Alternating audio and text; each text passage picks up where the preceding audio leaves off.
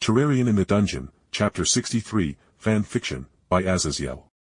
Please like and subscribe to this YouTube channel for listening and patreon.com/Azazyel to read all of his stories. If anything, having half a dozen people teleport with me made the spatial disturbance worse to the point that even I felt a bit nauseous with the magic mirror protecting me, but Ottar and others gamely swallowed down their bile, only shaking and teetering for a couple of moments as their iron wills took back control of their bodies that reeled from being taken through space and time.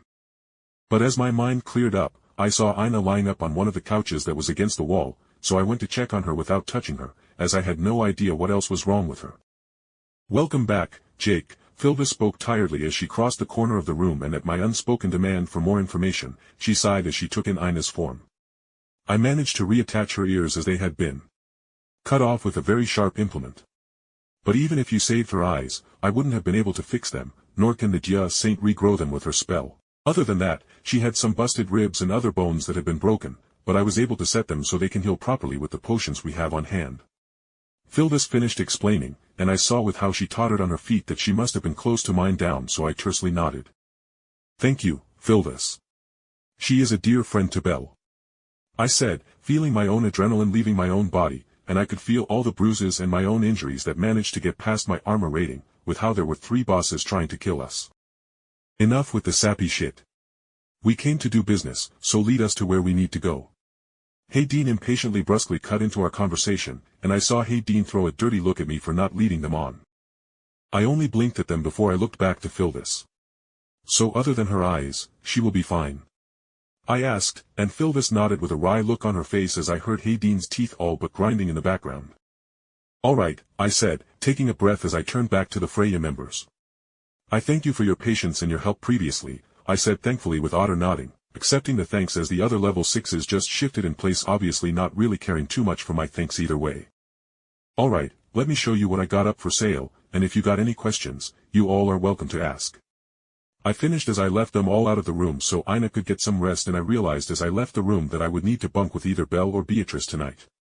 It's not like I could just kick Ina into another room. Bringing down the Freya members from my room only got a couple of blinks of surprise from Hestia and Seshet, but they didn't question their presence in the store. It says here on the list that these Hermes boots increase running speed by 50%, and there's better forms of these boots. "What's the best boots that boost running speed?" Hogni enthusiastically demanded as he slapped the boots onto the counter I was sitting on. I had to actually think about that question before I shrugged, as with how I was still only in pre-hard mode. The best boots I could make were Terraspark boots. The best boots I can make as of now are Terraspark boots. Literally a half dozen times better than those boots, and comes with a great number of extra abilities like walking on lava, resistance to high and low temperatures, prevents you from slipping on ice, and allowing you to walk on water. As I listed the boots' abilities, Hogni's eyes widened, showing a lot more emotion past the scarf that covered his lower face as he boggled at what I was saying, and as I added one more bit almost nonchalantly, he flinched. "Oh, and you can fly through the air a bit like Asphy Andromeda's flying shoes allow her to." Ottar grunted as he brought his own paper over and placed it down on the table. "I want to commission a set of armor, and the Freya Familia will commission 10 sets of those Terraspark boots so long as they have the same indestructibility your other items have," Ottar announced, making my eyes twitch at his order. 10 Terraspark boots is equal to 1 billion Valis, Ottar, I said straight up, and my frank answer made Ottar stagger in place as the price was ruinously exorbitant, to say the least. "Oi, what the hell? You sell your other shit at prices that don't even reach a single million, what gives?" Hayden all but howled as not even the Freya Familia had 1 billion Valis in liquid funds at all. I gave them all an irritated look before I very clearly explained.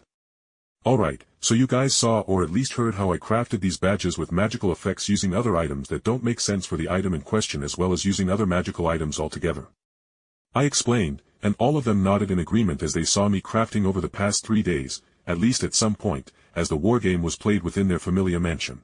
Well, the Terraspark boots literally take more than a couple dozen magical items I have to make on my own and combine to make the final form of the boots. Hell, I only have a lesser form of boots as I haven't been able to get into the dungeon and get the materials needed to make the lava-themed stuff to make the boots to begin with," I said with honest irritation. No way in hell I could get literally down to the damned 58th floor in the dragon base floor around all those damned Valgang dragons and mine up the ores, as I knew damned well that's where Hellstone was. "So, you cannot even craft them due to lacking the materials?" Hayden interjected, and I nodded as the blonde elf looked to Ottar before looking back down at me. Where in the dungeon would you need these materials, and would we need to retrieve them, or could we simply escort you there? He continued, and I blew out some air as I shrugged. Well, hellstone only forms in almost volcanic levels of heat, so maybe I could get it from the volcano that is a week or some away from Ororio in the heart of the Bile mountains, but if I go to the dungeon, I could also get the rest of the materials for the boots. Then I pointed to another sign that was to the side. And remember, I charge based on earning favors and getting help to get materials for myself. This whole business is just helping you guys to help me get better stuff myself, except for the potions bit. That's for money and keeping my goddess out of trouble.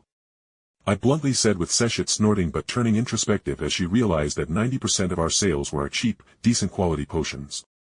Hogni groaned as he seemed to pick up more on the hellstone bit, making everyone look to him in confusion except for me, who shrugged. The only volcanic floor in the dungeon is the base of the dragon base. We would need to get down to the 58th floor. Hogni said wryly as such an expedition would take literally weeks normally. But I raised a hand. Or. I said loudly as I dangled a gold key in front of the Freya adventurers. Or you guys can help me make the next tunnel to the next safe zone in the dungeon, the 28th floor to bypass the Water City floors, I said, dangling the key in front of Ottar, who understood what I was offering to Freya. I was offering to give the Familia the right to travel through the dungeon using my highways with no monsters, and with the carts I sold they could get down to Rivera in less than half an hour in comparison to the hours they would have to fight through the easy floors getting to the first safe zone. We will need to confer with Lady Freya. Loki Familia is already in the dungeon on their expedition, and leaving Ororio without a high-level Familia when Evelys is coming back from the dead could lead to issues. Ottar bluntly replied, earning a nod from me in understanding. I see. Then I guess good luck in that. Either way, if she denies this opportunity, I will be leaving Ororio to acquire resources for a while and, frankly, avoid Evelys's nonsense while I am gone. I said, honestly, making Ottar frown. Why are you leaving?